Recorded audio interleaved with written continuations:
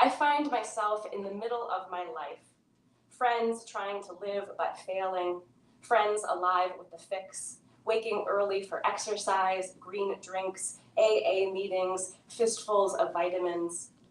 Sarah, so happy in her last phone call as I walked my school's hallway, a second printing of her book.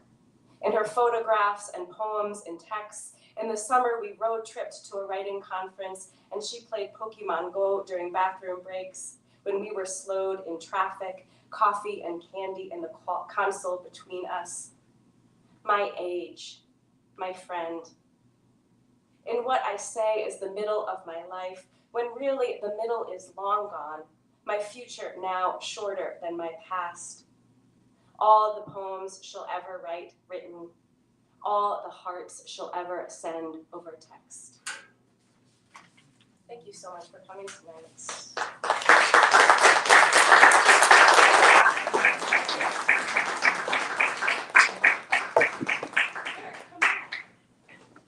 All right, so we're gonna have some conversation with these two folks, and now is the awkward time when I move stuff and you think about questions.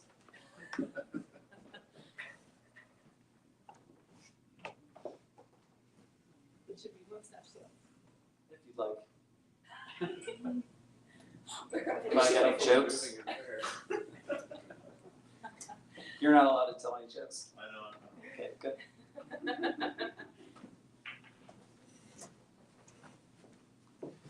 All right, so all 3 episodes of Andor have dropped by now, so I hate you all. So I want to start just very basically and ask about just how did this idea come about? Like when we are looking for poets to read at this series, like sometimes folks reach out, sometimes we're reaching out to them, but this idea kind of came fully formed, which is kind of makes it easy for an organizer. But I'd love to hear kind of how this idea came about, and yeah, just talk to me about that. Yeah, so at some point at this point,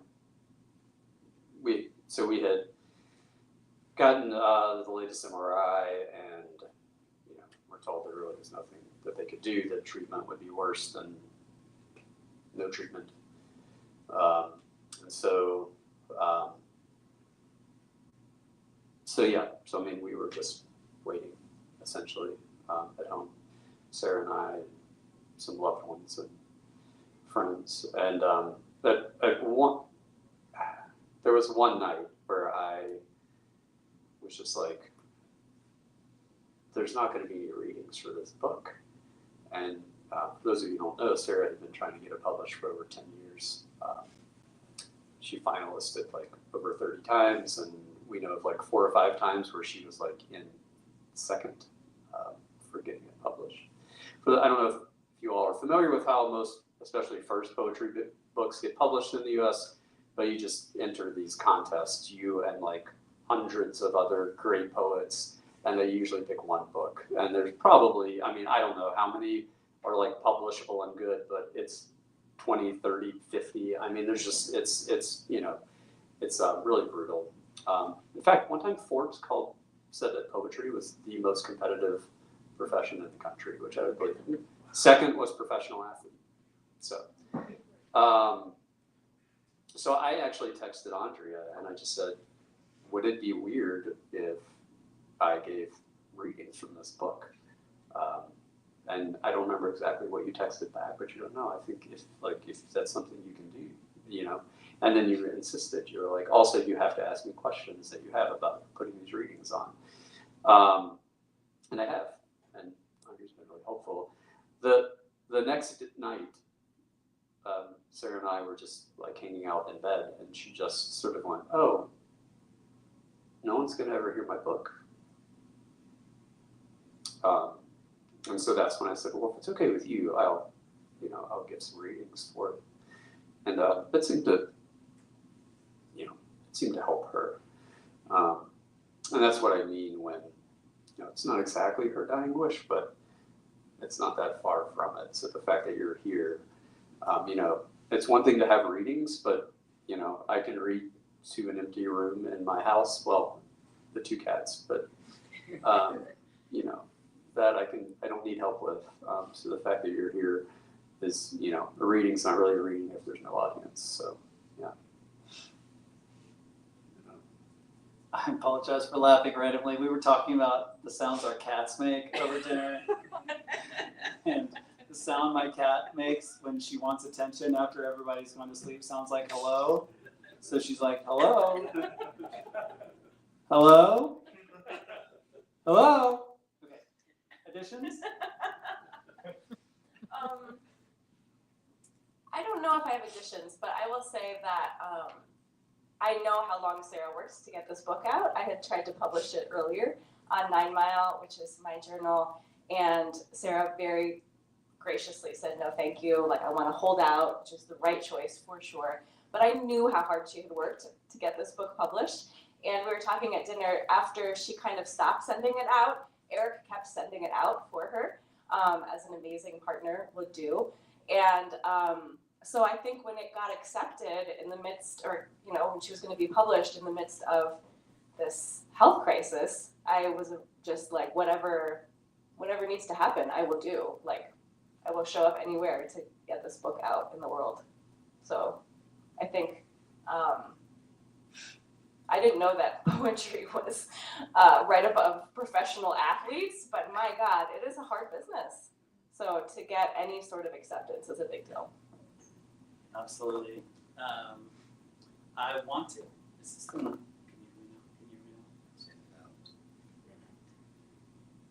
Can you hear me now? Can you hear me now? There we go. I'm really excited to ask you about your contribution to the anthology. It's mentioned in your bio, the Routledge Companion to Literature and Trauma. What is that? And what is your contribution to it? I'm also very excited because after he answers, I get to have a do-over with a terrible question I asked you like a couple years ago related to trauma. So anyway, you first. Yeah, so if you're not an academic in the liberal arts, there's these 2 series. There's the Oxford Book of, and then you fill in the topic. And then there's the Routledge Companion to, and you fill in the topic. And there are lots of jokes about how there's going to eventually come out like with like the Oxford Handbook of Routledge Companions to Routledge Companions to the Oxford Handbook. But this one is one on it's on literature and trauma, and my contribution was focusing on text responding to Katrina. I'm originally from Louisiana, and came out of a conference presentation. And so basically, I'm just trying to detail like how do these texts respond to trauma in ways that other texts do, and in ways that they don't. But yeah, I mean, more broadly, I think the whole idea behind this approach to literature and trauma is that, you know, trauma, like so many things, needs to be like we need to narrate our traumas in some way, right? And that literature, I don't think it's the only way to do it, but it does present this sort of unique opportunity. And this actually goes back to something that you were talking about. I sat in on one of Andrea's high school classes today. And this idea of, like, through fiction, in some ways, there are ways that we can tell truths that we can't through nonfiction. And I don't think it's because of the genres themselves. I think it's because of what readers expect. I mean, if you had a willing audience, you could do it in nonfiction, but sometimes it's hard to find those. We get these certain expectations. But that also literature gives us a chance as audiences to bear witness to other people's testimonies in a way that we can't always, because we don't, like, you know, it's a lot easier to access a book than it is to like walk down the street and be like, hey, you have a traumatic testimony you want to tell me? Like, you know. And actually, I really love the poem about the story told at the funeral, because what I love about that, as like not a partner but as a scholar of literature and trauma, is how she sort of upends the whole point of what a simile is. A simile, you're supposed to be comparing two unlike things. Not only does she not compare two unlike things, she compares things to themselves, which defeats the whole purpose, normally you would think, of a simile. But that's what happens with trauma, right? Is that the world in some ways gets turned upside down. And so now the way that we think things work, we're like, oh, the world doesn't work that way. And so something as simple as like taking the simile, like I'm going to compare a gun to a gun, shouldn't work. Like that, by definition, should not work. And I think that's why it works, because it's like, what is going on here? Yeah. Anyway, I don't know if you have any follow-ups or if that answered your question. No, it absolutely answers. The secondary question I had, which you've already kind of alluded to, is how we think about the relationship between literature, or maybe just text writ broadly, and trauma, how we connect those two things culturally. And I think you've kind of answered that. So, okay, so those of you who know, Andrea was my predecessor in this role, and I looked to her to kind of think about how I was going to kind of take on this role. But you were also a reader after I was a little bit into hosting this series. And this is when we were still online, so very different version of this reading series to do remotely. But I remember asking you something to the effect of, I hadn't prepared my questions very well that evening, and it was something to the effect of like, how can art help us with our trauma, or something like that. And I just remember, I knew you well enough to know your face was like, why the fuck would you ask me that terrible question? But I'm going to answer you as well as I can, because everybody's watching my face. So I'm going to try again, because tonight we're talking about literature and poetry and trauma. And that is something like this. What role, for you at least, and for us possibly, might literature play as we face, as we move through, as we work with our trauma? What role could it play? What role might it not play? How does it serve us or not serve us? That's even harder. I know. It's a better question. It's such a good question, for sure. Anybody want to try to answer that question? I mean, so much of my, I don't have a lot of scholarly work, but all of my scholarly work comes out of Carolyn Forcher's idea of witness, poetry of witness.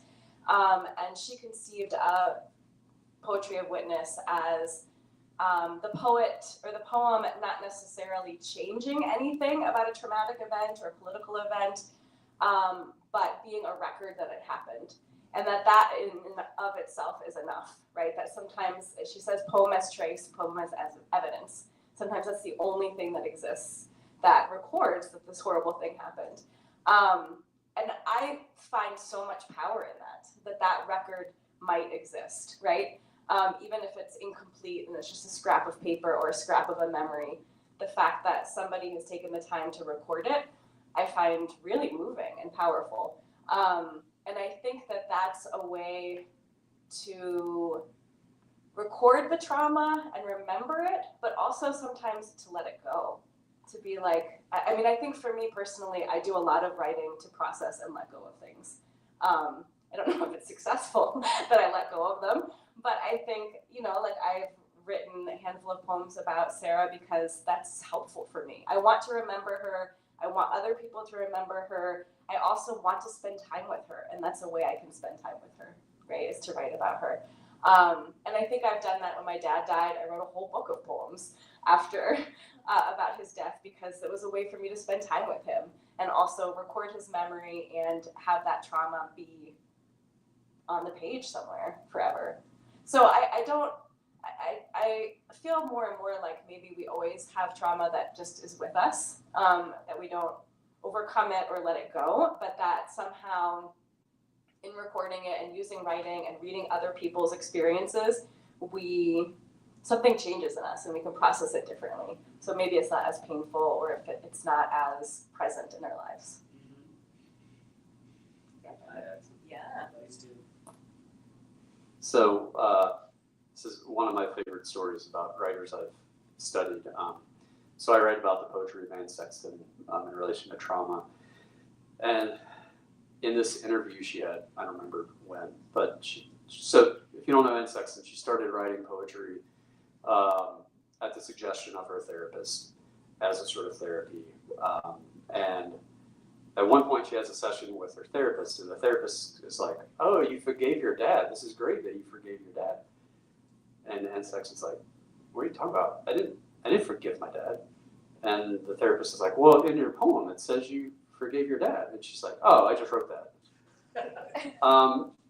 But I think, and it is funny, right?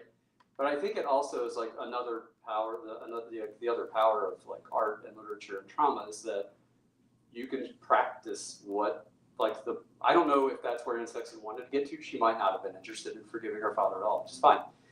But I think that people who do, that is something through fiction, poetry, other sort of creative acts that sometimes that I have read that they do, which is just like, I'm not there yet, but I want to pretend that I'm there. Not because I want to skip over the process, because it's like sometimes I need to imagine that I'm there. Like that is what helps me. And I think that's another thing that literature helps with. Wow, that's real. I appreciate that a lot.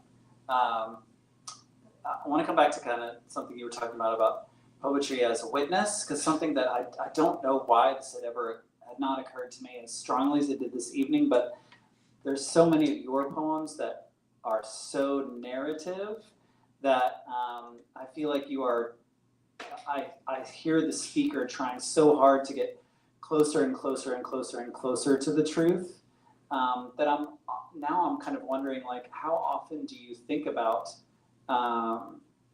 things like character, things like how a story moves through a poem? Like, do you think about it like somebody who is telling a story, right? Which is not completely removed from being a poet, but sometimes somewhat removed. I don't know if that makes sense as a question, but I'm asking, how much do you think about story in your poems as it relates to witnessing what the speaker is talking about and trying to represent well? I think a lot. I think about it a lot, honestly.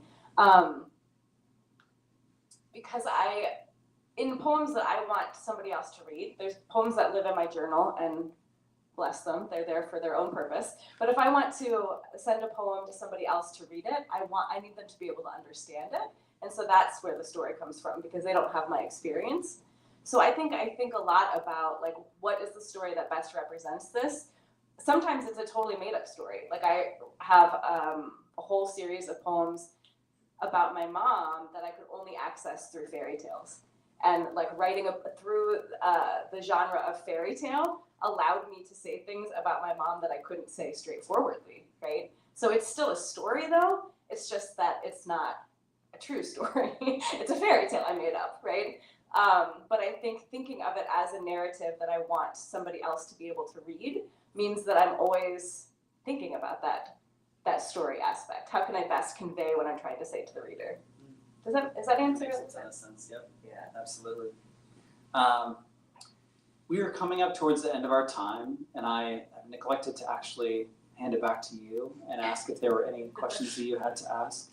So this is your last call, and Yang was looking at Sarah like Sarah had a question. Nope. So I'm going to see what Jason has to say. Thank you both for sharing. Hello, everybody.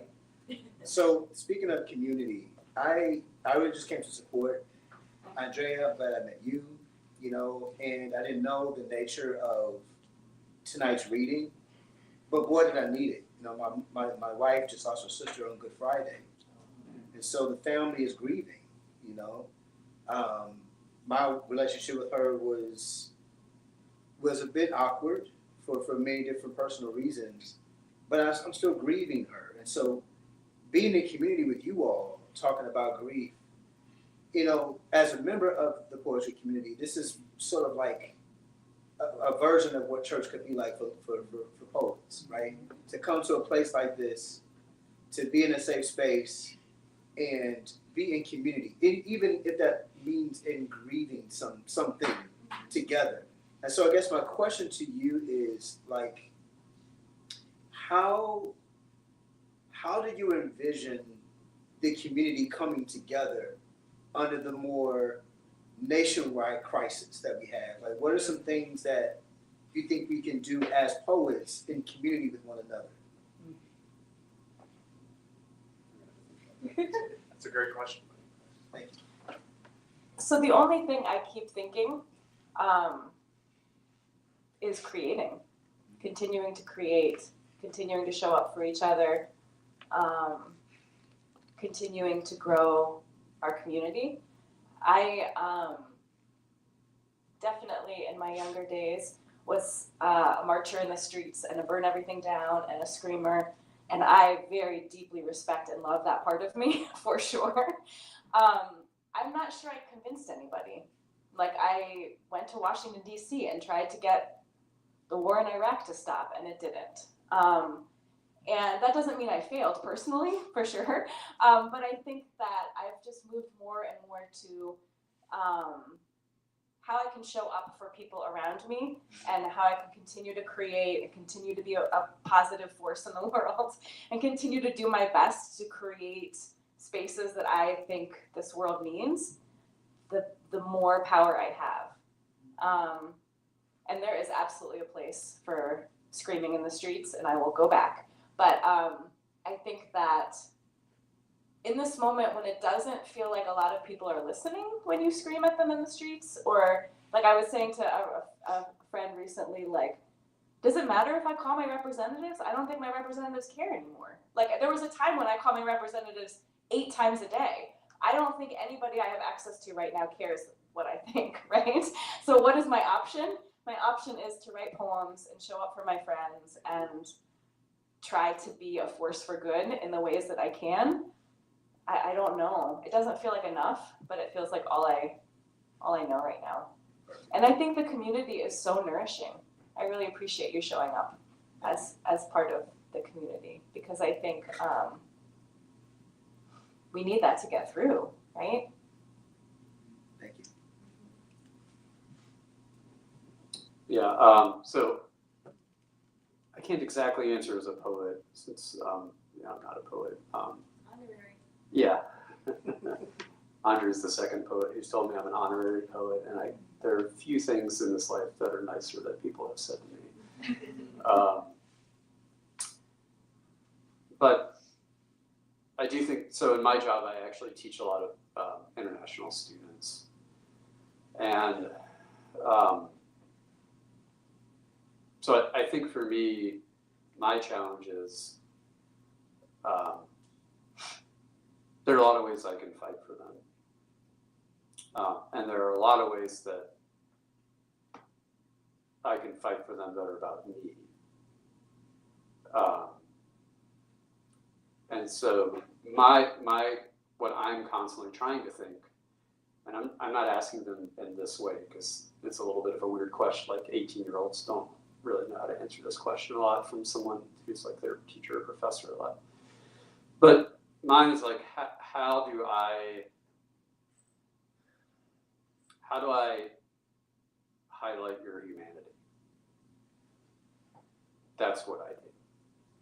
And sometimes I show up to class and we take a few minutes talk about how hard this is if anyone wants to, and then I say, okay, you still gotta learn, like you're here to learn. And that's not to say that I'm not giving them grace or whatever, certainly understanding if they're not learning as well as they have in the past or whatever. But that's what they want from me. And so that's what I'm going to give them. And there are ways in which I can make them seen that are actually, frankly, not good for them. And that's self-serving, so I really think it's just, what is it that you can do to make other people feel more human?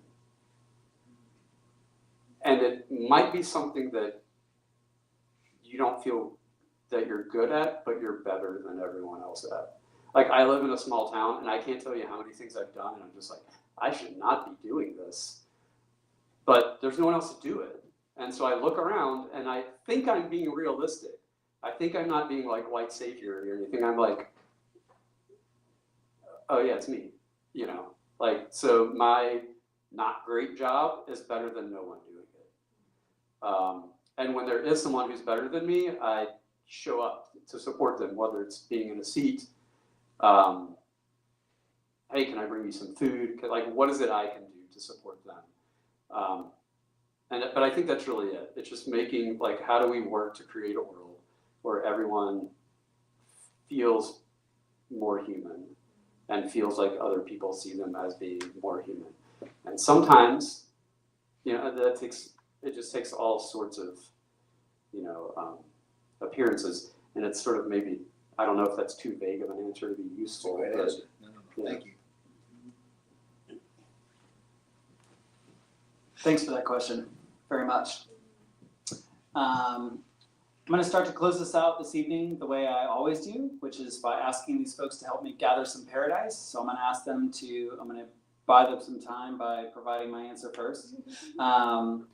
Of some artistic thing, maybe in the world of poetry, maybe in the world of literature, is really ringing their bell these days. A new show, a new podcast, a new book, a new author that you've discovered that you think would be cool for the rest of us in the room and online to know about. So I think last time I might have mentioned Long Island Compromise, I don't recall, but there's a fiction writer named Taffy Brodesser Akner. Her first novel was called Fleischman is in Trouble, which became, I think, a show on Hulu. It is absolutely devastatingly fantastic. She manages to dance this line between telling a really good story and telling it very, very well with humanity and tact. So strongly recommend anything you can get on your hands on by her. So who would like to go next and talk about a cool artistic thing that's really floating your boat? You're shaking your head, so I'm going to pass it to you again. So I thought about this, I have three. One, if you have not seen Ryan Coogler's Sinners, go see it. Oh, wow. It's phenomenal. And the second it ended, I was like, I gotta see this again. And you can go see it in IMAX. You don't live in a tiny town. Go see it in IMAX. And then I have two books of poetry. I know you're here, so maybe people online. I don't know that and again, I'm not a poet, so this is not self-serving. I don't know if there's I can't think of a more important time in my lifetime to read poetry. I think poetry is so good at making us reconceptualize how we see the world, and it also makes us sit with uncertainty. And I think those are two things that some people are not willing to do right now. So the first one, and I promise I looked up how to pronounce this person's name, and I hate to play the dead wife card, but my memory is shit right now. But it's a book called The 6 Tones of Water, and it's by two poets. I think the first one's name is pronounced V Ki Now, Vietnamese, born in Vietnam, now living in the U.S., and then Sun Young Shin, who is Korean American. But yeah, it is an experimental book of poetry. They wrote it on, I think, Google Drive, and one of them would write, and then another one would write poetry in response to it. But they're really grappling with this idea of language and what it means to, in some ways, exist in this world of English, and how do you make that language? How do they make that language their own, and how does it make them? So it's experimental. It's also funny, but my recommendation is just read it and just go with it. I loved it so much. And then the other is a book called What Good is Heaven by Ray Hendricks. And it takes place mostly in northern Alabama. There's a really strong sense of place in it. And Ray, they are I can't tell you how many uses of enjambment I just wrote next to it, holy shit. I just over and over and over again. And in fact, I have to loan the book to someone and I'm just ignore all the holy shits. But it's, the speaker in that book is in love with northern Alabama, and northern Alabama doesn't always love the speaker back. And so it's about grappling with that. So yeah. What Good is Heaven by Ray Hendricks, 6 Tones of Water, V Ki Now, and Sun Young Shin, and then Ryan Coogler's Sinners. The Ezra Klein podcast, 3 books at the end here. What about you? I love that. I'm going to go in a different direction. So my partner Zach is back there. Hi, Zach. Loves the sci-fi. I do not love sci-fi. I do not love like imagining the aliens coming by any stretch of the imagination.